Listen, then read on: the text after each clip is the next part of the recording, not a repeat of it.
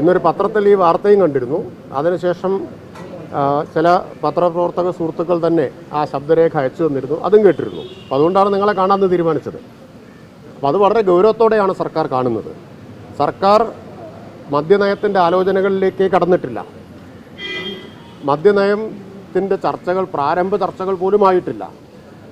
അപ്പോൾ അത്തരമൊരു സാഹചര്യത്തിൽ ഇങ്ങനെ മദ്യനയത്തിൽ ചില കാര്യങ്ങൾ നടപ്പിലാക്കാം എന്ന് പറഞ്ഞുകൊണ്ട് പണപ്പിരിവിന് ശ്രമിക്കുന്നു എന്നുള്ളത് വളരെ ഗൗരവത്തോടെയാണ് കാണുന്നത്.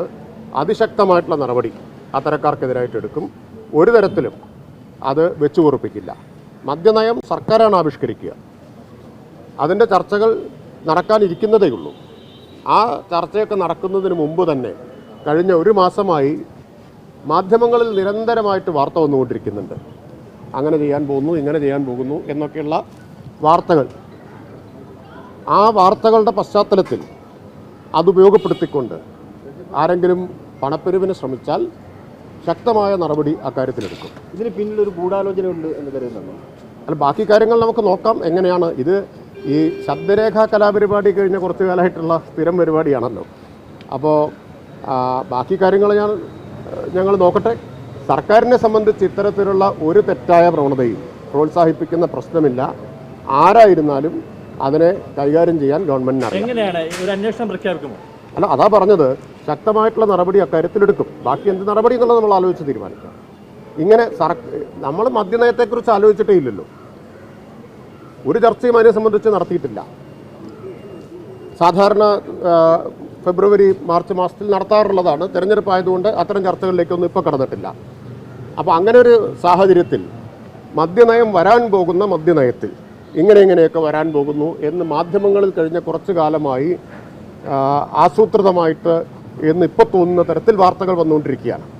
ഈ വാർത്തകളുടെയൊക്കെ ഉറവിടം എന്താണെന്ന് എനിക്കറിഞ്ഞുകൂടാ. എന്തായാലും ഇവിടെ സർക്കാർ തലത്തിൽ അത്തരത്തിലുള്ള ഒരു ചർച്ചയും എക്സൈസ് വകുപ്പിൽ ഒരു ചർച്ചയും നടന്നിട്ടില്ല. ഈ ഡ്രൈ ഡേ ഒഴിവാക്കണം, അതുപോലെ തന്നെ IT പാർക്കുകളിൽ പബ് ആരംഭിക്കണം തുടങ്ങിയ നിർദ്ദേശങ്ങൾ IT പാർക്കിൻ്റെത് കഴിഞ്ഞ മദ്യനയത്തിൽ സമിതി അംഗീകരിച്ചു എന്നൊക്കെയുള്ള വാർത്തകൾ വന്നിട്ടുണ്ടായിരുന്നു കഴിഞ്ഞ ദിവസം. അതൊക്കെ തെറ്റാണെന്നാണ് തെറ്റായത്. നിങ്ങൾ കാര്യം മനസ്സിലാക്കിയതാ തെറ്റ്. IT പാർക്കിൻ്റെത് കഴിഞ്ഞ മദ്യനയത്തിലുള്ളതാണ്. അത് നിയമസഭാ കമ്മിറ്റിയുടെ അപ്രൂവൽ അതിന് വന്നിട്ടുണ്ട്. ഈ ഡ്രൈ ഡേയുടെ കാര്യത്തിലോ? അല്ല, അതാ പറഞ്ഞത്. ഇപ്പം നിലവിൽ അതില്ലല്ലോ, നിലവിലില്ല. അങ്ങനെ വരാൻ പോകുന്നു എന്ന് മാധ്യമങ്ങളിൽ വന്ന വാർത്തയുടെ അടിസ്ഥാനത്തിലാണ് ഇപ്പോൾ ചിലർ പണം ചോദിക്കുന്നതായിട്ട് മനസ്സിലാക്കുന്നത്. മാധ്യമ വാർത്തകളുടെ അടിസ്ഥാനത്തിൽ ഈ ചിലർ ഇപ്പോൾ പണപ്പിരിവിന് ഇറങ്ങി പുറപ്പെടുന്നത് ഗൗരവമായി സർക്കാർ കാണുന്നു.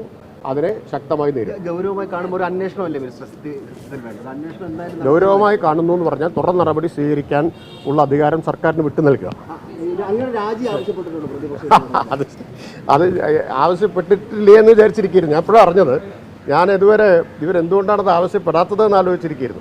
ബാക്കി പ്രതിപക്ഷം നിയമസഭ തുടങ്ങാൻ പോവുകയാണല്ലോ, അവിടെ വെച്ച് കാണാം. കഴിഞ്ഞ UDF സർക്കാരല്ല ഈ സർക്കാർ, അതുകൂടി മനസ്സിലാക്കണം. കഴിഞ്ഞ UDF സർക്കാർ ചെയ്തു കൊടുത്ത ആനുകൂല്യങ്ങളും ഇളവുകളും അല്ല കൊടുത്തത്. കഴിഞ്ഞ ഈ ഗവൺമെൻറ്റാണ് കഴിഞ്ഞ മദ്യനയത്തിൽ 5 ലക്ഷം രൂപ ഈ ബാർ ലൈസൻസ് ഫീസ് ഒറ്റയടിക്ക് വർദ്ധിപ്പിച്ചത്. കേരളത്തിൽ ഇതിനു മുമ്പ് ഒരിക്കലും വർദ്ധിപ്പിച്ചിട്ടില്ല. അങ്ങനെ 5 ലക്ഷമാണ് ഒറ്റയടിക്ക് വർദ്ധിപ്പിച്ചത്. ഫൈന് UDF സർക്കാരിൻ്റെ കാലത്ത് ഉണ്ടായിരുന്നോ? കഴിഞ്ഞ UDF സർക്കാരിൻ്റെ കാര്യങ്ങൾ നിങ്ങൾക്കറിയാമല്ലോ. ഫൈൻ ഉണ്ടായിരുന്നു. ബാർ ക്രമക്കേടുകൾക്ക്, ബാർ ഉടമകളുടെ ക്രമക്കേടുകൾക്ക് ഫൈൻ ആദ്യം ഏർപ്പെടുത്തിയത് 1ാം പിണറായി സർക്കാരാണ്. 2ാം പിണറായി സർക്കാരാണ് ഗണ്യമായിട്ടത് വർദ്ധിപ്പിച്ചത്. അപ്പോൾ കർശന നടപടിയാണ്. കഴിഞ്ഞ 6 മാസം കൊണ്ട് 52 ബാറുകൾക്കെതിരായിട്ട് കേസെടുത്തിട്ടുണ്ട്. 30 എണ്ണത്തിൻ്റെ ലൈസൻസ് സസ്പെൻഡ് ചെയ്തിട്ടുണ്ട്. അപ്പോൾ അത്തരം നടപടികളൊക്കെ സ്വീകരിക്കുന്നതിൽ കുറച്ച് അസ്വസ്ഥതയുള്ളവരുണ്ടാവും. ഇനിയിപ്പോൾ ഈ ശബ്ദരേഖ പുറത്തുവിട്ടയാളുടെ ബാറിലും പരിശോധന നടന്നിട്ടുണ്ടോ എന്നുള്ളത് എനിക്ക് അറിഞ്ഞുകൂടാ. കർശന നടപടികളാണ് സർക്കാർ സ്വീകരിച്ചുകൊണ്ടിരിക്കുന്നത്.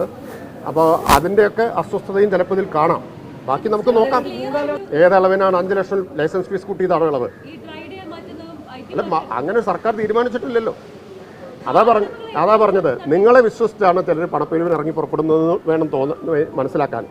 വാർത്തകളെ വിശ്വസിച്ച്, നിങ്ങളെന്ന് പറഞ്ഞാൽ മാധ്യമങ്ങളിൽ ഈ വാർത്ത കഴിഞ്ഞ ഒരു മാസമായിട്ട് വന്നുകൊണ്ടിരിക്കുകയാണ്. ആ വാർത്തകളെ വിശ്വസിച്ചാണ് ഇറങ്ങി പുറപ്പെടുന്നത് എങ്കിൽ കർശനമായ നടപടി അക്കാര്യത്തിലെടുക്കും. സർക്കാർ ഒരു ചർച്ചയും നടത്തിയിട്ടില്ല. ഒരു ചർച്ചയും നടത്തിയിട്ടില്ല. ഒരു ചർച്ചയും ബാർ ഉടമകളായും എന്നല്ല, എക്സൈസ് പോളിസിയുമായി ബന്ധപ്പെട്ട ഒരു ചർച്ചയും സർക്കാർ ഇതുവരെ നടത്തിയിട്ടേയില്ല. അത് നമുക്ക് വരും ദിവസങ്ങളിൽ അറിയാം എന്തിൻ്റെ ഭാഗം. ഇന്നിപ്പോൾ ഞാൻ വാർത്ത കണ്ടു, ശബ്ദരേഖ കേട്ടു, ഇത്രയും കാര്യങ്ങളെ നമ്മുടെ മുമ്പിലുള്ളൂ. അതാണ് ഞാൻ പറഞ്ഞത്, കർശന നടപടി സർക്കാർ സ്വീകരിക്കുന്നതിൽ അസ്വസ്ഥത കാണും ചിലർക്കൊക്കെ.